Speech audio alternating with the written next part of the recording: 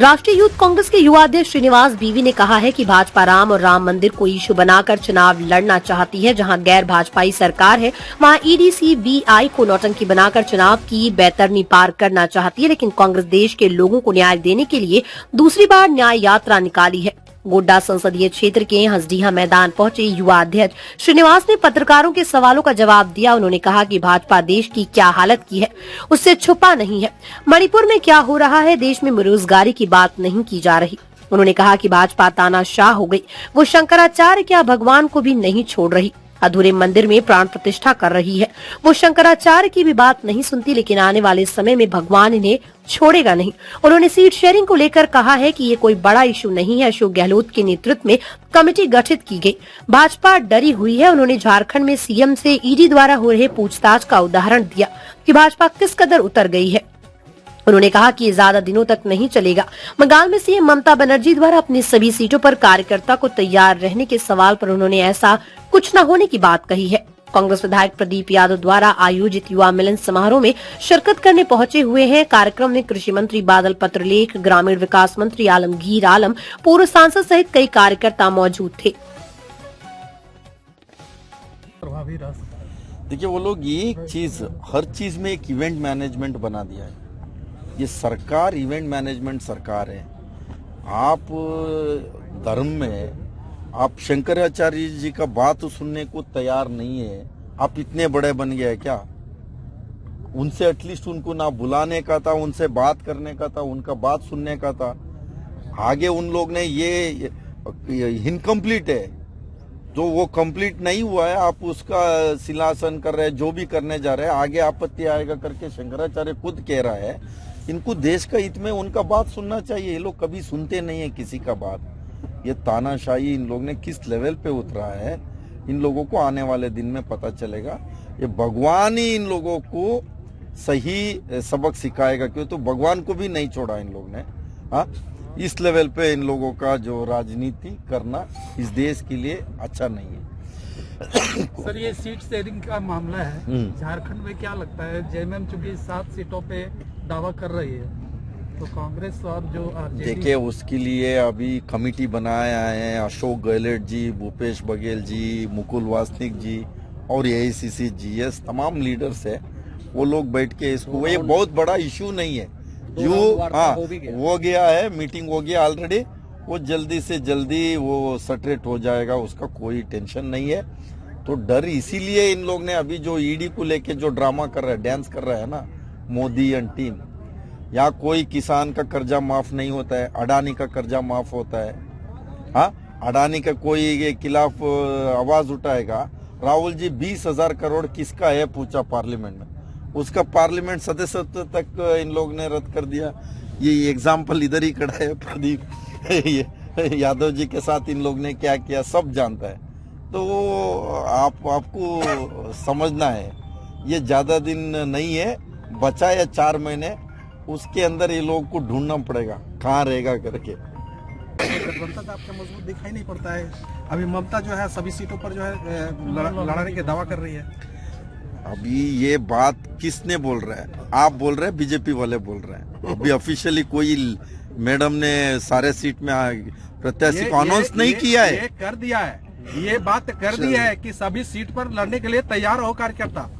शायद आपको पता नहीं है। शायद आपको पता नहीं है, पिछले 2 दिन के पहले भी मीटिंग हुआ है इसको लेके। ऐसे कोई ये नहीं है, ये कहा उन लोग ने इसको नैरेटिव बनाने का ये कोशिश कर रहा है, गठबंधन के कैसे ही टूट जाए।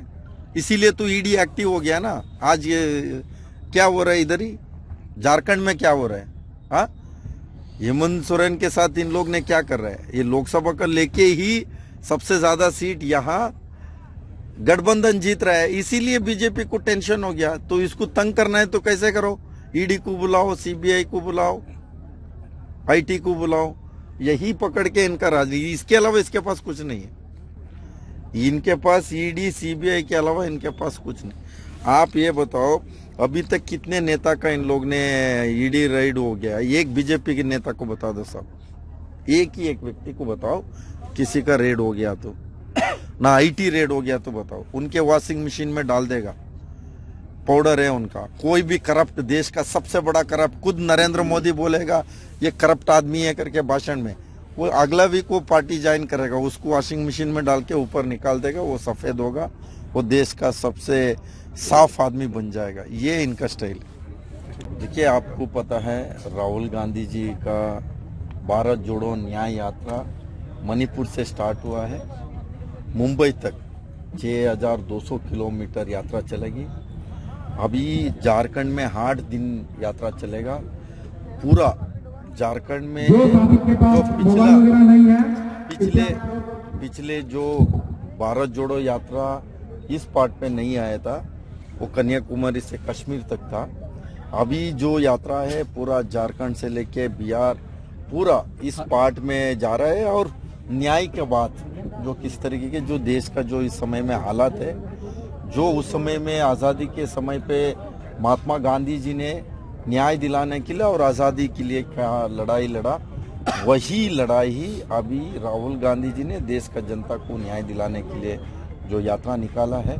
और पूरा इसमें झारखंड में जो तमाम युवा कांग्रेस साथी, मैं दिल से धन्यवाद करता हूँ प्रदीप जी यादव जी का और फुकान साहब का, मनी जी का, तो सारे अभी इस कार्यक्रम में युवा को एक हमेशा इन लोग ने सपोर्ट दिया है और हमेशा उनको आने वाला यात्रा में सब लोग बड़ी लेवल पे हिस्सा लेने के लिए तमाम अभी हम लोग ने इसके बाद भी सारे जिला अध्यक्ष प्रदेश पदाधिकारी के साथ अलग हम लोगों का मीटिंग हुआ। 10 साल के बाद किस तरीके के देश का हालत है, इसीलिए इन लोग ने धर्म के नाम पे इनका जो सर्वे आया है इंटरनल, उसमें वो लोग ये इंडिया गठबंधन से वो जरूर उनको समझ में आ गया, वो लोग चुनाव आ रहे हैं। इसीलिए धर्म के नाम पे, जाति के नाम पे ईडी, सीबीआई, इसको लेके इन लोग ने चुनाव लड़ने का काम इन लोग ने कर रहा है। जो इस समय में सबसे ज्यादा जो इस देश का जो बेरोजगारी व जो सबसे ज्यादा जो परेशान है, वो लोग ने तय किया है। जो 2014 का जो पहला वोटर हो, जो 2019 का पहले वोटर, और इस बार जो 12 करोड़ जो पहला वोटर वोट करने जा रहा है, ये सारे मिलके ये केंद्र सरकार के खिलाफ वोट करेगा, स्पेशली खास तौर पे युवा।